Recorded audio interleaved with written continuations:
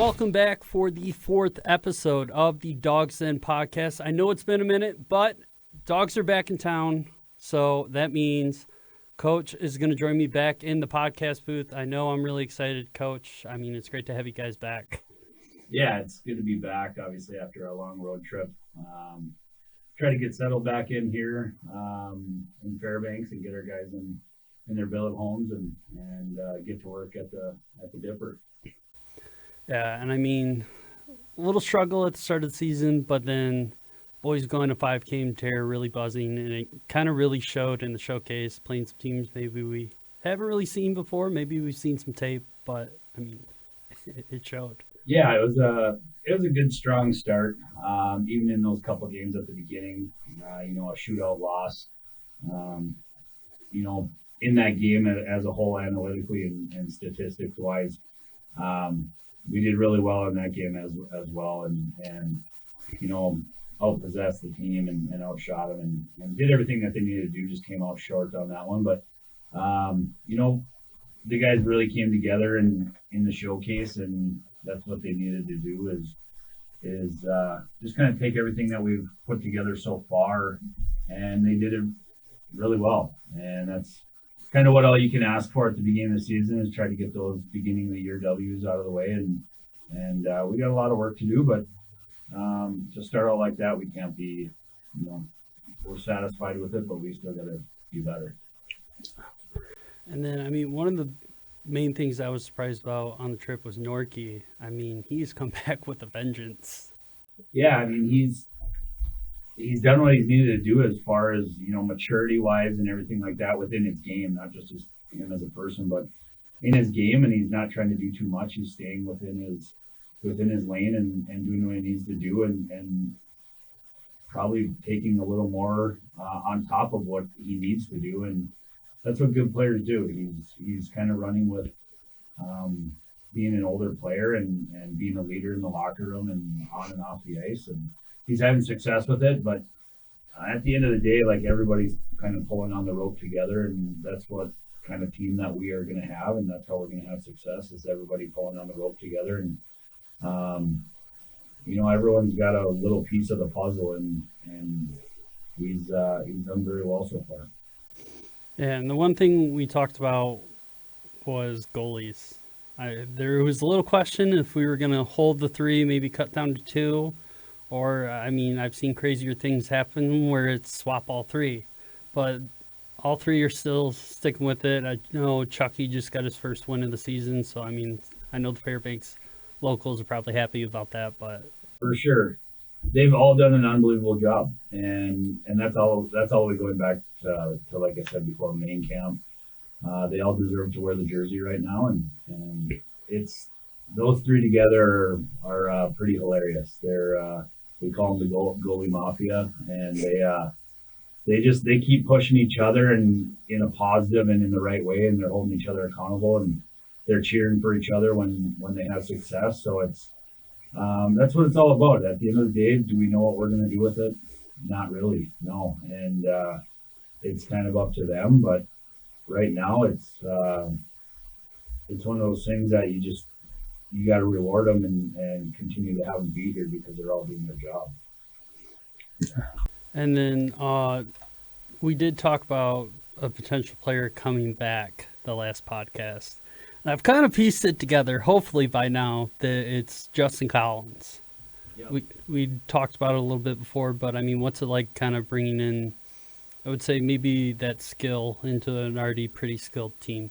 Yeah, Justin's he's a special player, and someone that we identified last year that we tendered, and he got drafted in the USHL by Omaha, and he started the season in Omaha, and it was one of those things that, we just keep in contact with him, keep building that relationship, that if he ends up coming to us, he can kind of slide right in and continue to be a part of our team. And it's nice. He practiced with us last year. He played with us last year a couple of times, and for him to come join us while we were on the road trip, it was an easy transition for him and us, and got him going right away.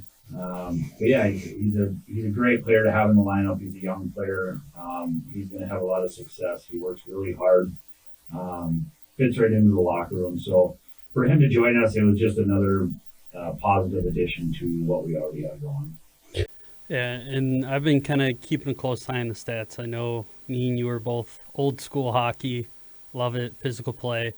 And looking from last year's penalties to this year's, there it seems like, as my college coach would say, there's not a whole lot of dumb penalties. It's more the physical play where it's roughing, or I don't think I've seen a fighting yet.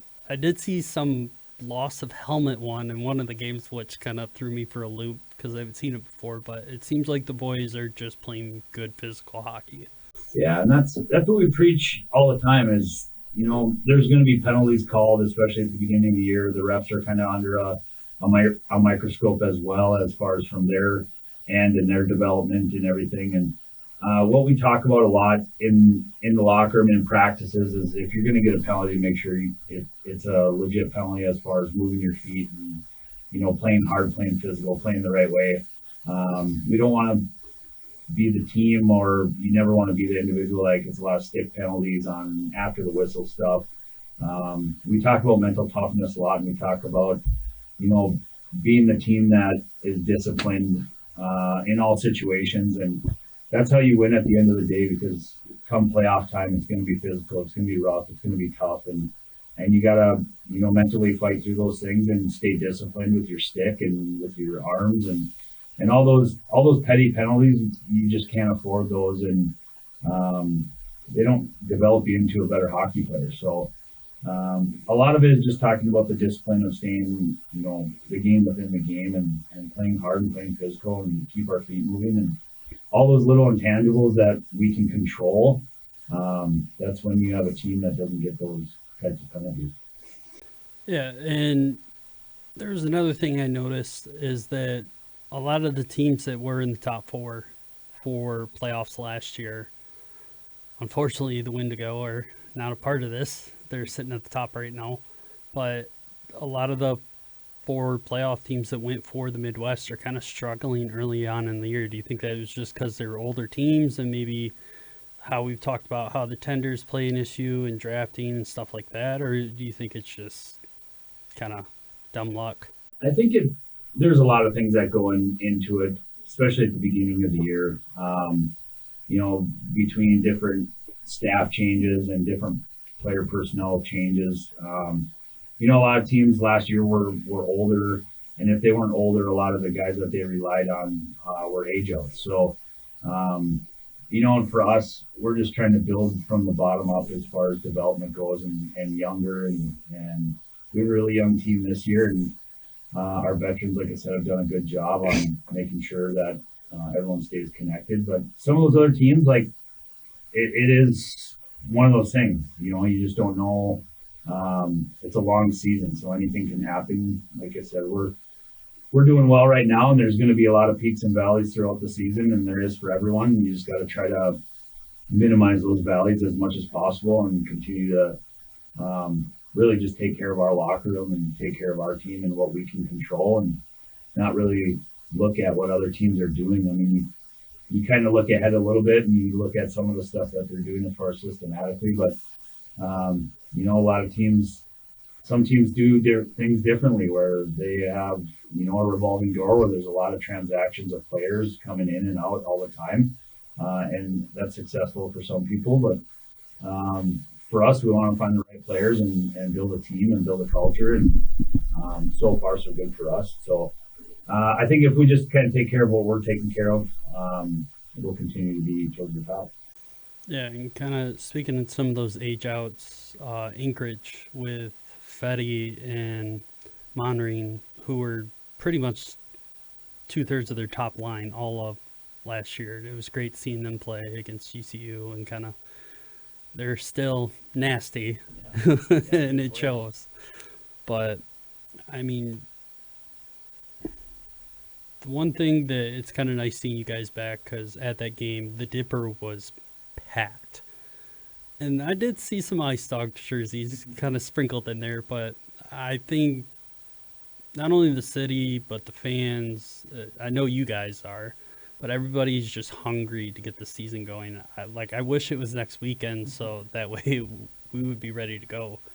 Yeah, there's a lot of obviously hype in town about us, being back and getting back into the community again. You go to stores, you go to the grocery store right now, and people are asking when's the season start. And you kind of tell them like, well, it already did, but for them, they're just excited about packing the dipper and our guys are too. The veterans that have been here before, they understand it. The new guys don't really understand it yet until they step on the ice for the first time and the dipper's packed and loud and it's one thing that makes our organization and where we're at so special is our fan base. So it's exciting. We can't wait, for next weekend to be able to jump on the ice in front of our own fans and allow them to kind of critique our product this year and see there's a lot of talk about what we did on the road, but now we got to bring it home. Yeah, and that's one thing we have talked about, that some players will 100% thrive up here in that environment, and other players might crumple because they've never experienced it before. Yeah, yeah. There's some players that have never played in front of more than 20 fans. So, to play in front of 2,000 plus and loud and it's got that hype behind it. So, yeah, I think it's just one of those things. You get the new guys kind of, here it is. This is, get used to it. No need to squeeze the stick or play out of your comfort zone. Just play hard and play physical, and they're gonna love you. So Yeah. that's the biggest thing up here. And our veterans have been doing an unbelievable job on just getting these guys comfortable with what the expectations are and all that. So yeah, it helps some other teams too when they come into town. Yeah, we've talked about that. Yeah, I mean they get just as excited to play in front of our fan base as we do. So no matter what, it doesn't really matter. We just got to play our best we can. I mean, I kind of get that, where I guess to bring it to junior terms, it's some teams Robertson Cup final, and they'll get it twice a year, maybe more depending on the division. Yep. But kind of speaking of the division, you guys pulled Janesville Jets for the home opener, and they've struggled a little bit, but I know it's still the Midwest division. Anything can happen on any given night. But I mean, for kind of seeing how they've started this year, not trying to like, hey, that was a while ago, let's put it in the back pocket and let's just keep looking forward, but to kind of see where the boys are at and see where they're at, is there any kind of anticipation on how the weekend's going to go, or is it just kind of trying to, nope, let's stay in our lane? Yeah, I think you just got to stay in your lane because there's times during the season where a team might be struggling, but then all of a sudden that one game is where they turn it around. So you can't really think going into the game that it's going to be anything easy. Like I always say, we just got to worry about what we can control.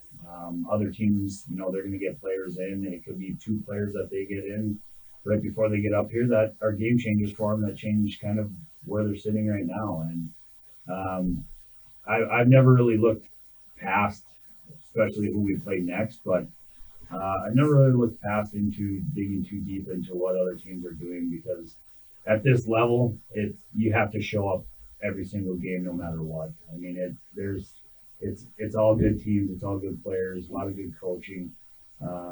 So it just doesn't really matter on what place anybody is in, because it's a long season. 60 games is a long season, and you just got to take one game at a time and try to get those 2 points every game, and just kind of keep chipping away. Our kind of goal that we have as a group is kind of take our long season and break it up into mini seasons, and depending on where we are as far as in the schedule. Like our first road trip that we just went on, that was kind of like our first season. Now we're into our second season of breaking down the next part of our schedule as a group, and just kind of piecing it together, and at the end look back and be like, wow, that was a lot of good seasons within one big season, and we're sitting in a good spot. Yeah. I'm trying to, like, I'm so ready to get into hockey because I have so many cool ideas we could do for the podcast. Like, I'm really excited about the play breakdowns, because especially when I get some different camera angles, I always love sitting in like a corner when I'm in a rink, because you can see all the kind of plays start to break down and kind of see what they morph into. But Yeah, just watching a couple of highlight clips you guys have posted on your social medias, I'm excited to go to the games this year because Yeah. it seems like everybody's really moving with intent and purpose. Yeah, it's no that part of it's going to be really fun too because just a lot of people don't get the kind of behind the scenes of what our strategy was at the time during maybe this goal or certain things that we talked about and reiterate and practice a lot. And the guys are obviously having success with it, so they start to realize, okay, the more we do this in practice and the harder we work, the more we're gonna have success in games. So yeah, that'll be fun when we can do some breakdown and kind of get people to understand what the whole goal is in certain situations. Yeah. But, Coach, I mean, that's we always cover a lot in a small amount of time. So, No, it'll be good. And I think next week maybe have a guest appearance. yeah, I'm thinking we could maybe find a former player. There's a couple in both their phones books I think we could pull out. On the hook already. He's excited about coming on. We just got to try to make sure it fits into his schedule. But yeah, a former player. A favorite too. Yeah. He's well liked. So. No, it'll be awesome next week. Bring him on, and I think just kind of talk about kind of from his perspective on what it was like playing here, and he can talk about it. Yeah. I know it, but he can talk about it. I mean, he's seen 3 different forms of the Ice Dogs in 2 years. Yeah, he's doing really well at school right now in that college. So yeah, I'm happy for him. And then, yeah, everybody. So that is episode 4. If you guys want, maybe in the future, a specific player you guys want to get to know better, or if you have any questions within reason, because some of y'all are crazy and you know it, shoot me an email. Let me know. I'd love to hear it, love to see it, or comment on our YouTube or Facebook, whatever social media you guys are viewing this from. But as unoriginal as it is, like, comment, subscribe. We always appreciate it.